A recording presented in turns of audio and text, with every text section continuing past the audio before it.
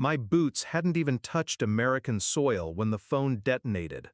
28 missed calls. Her name, over and over. Then one voicemail that didn't match the woman who'd written me off 6 months ago with a text as blunt as a gunshot. Don't expect us when you get back.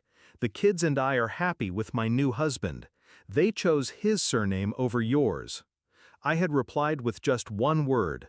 Understood. No screaming, no questions, no threats.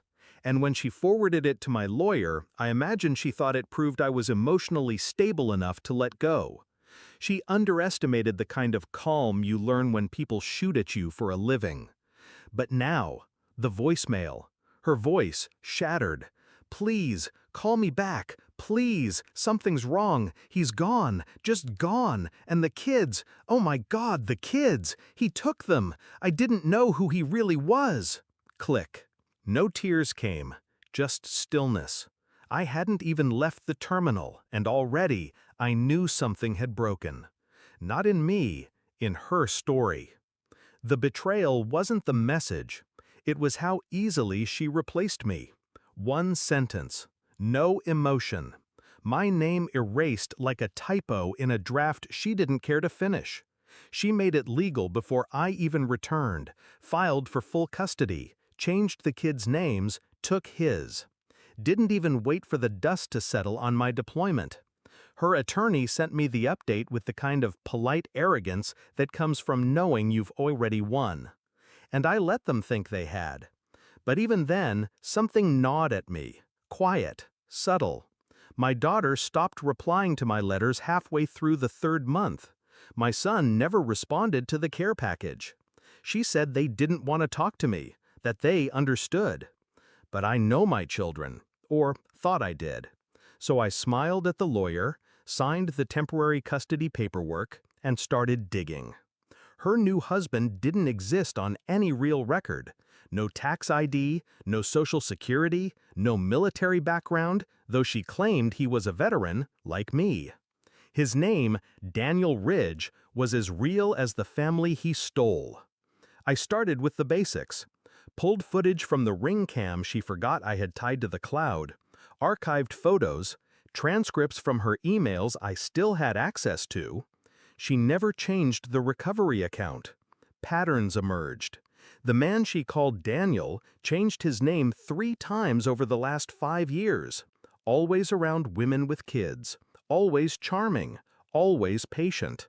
Until they signed something over, and then he disappeared. But this time, he took more than their savings. He took my kids.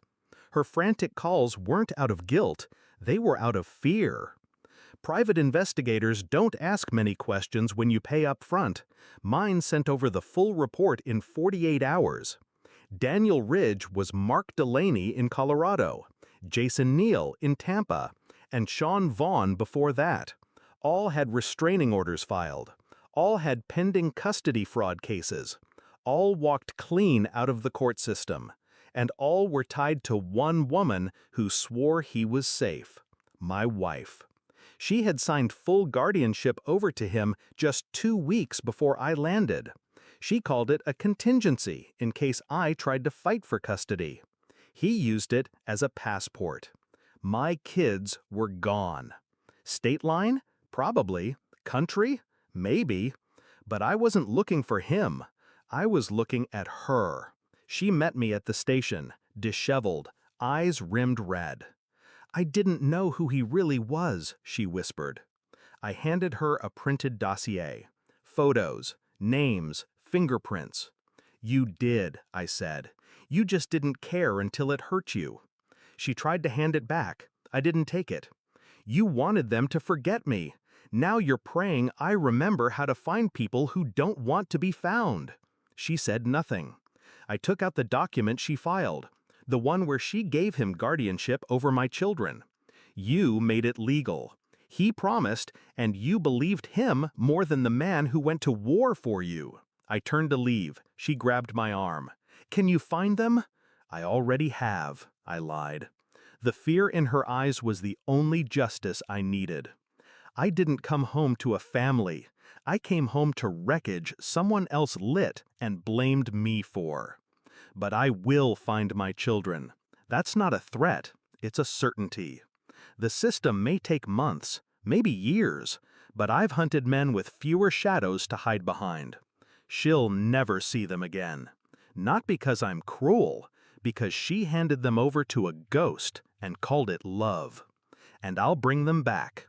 She erased my name from their birth certificates, so I carved it into the man coming to take them back.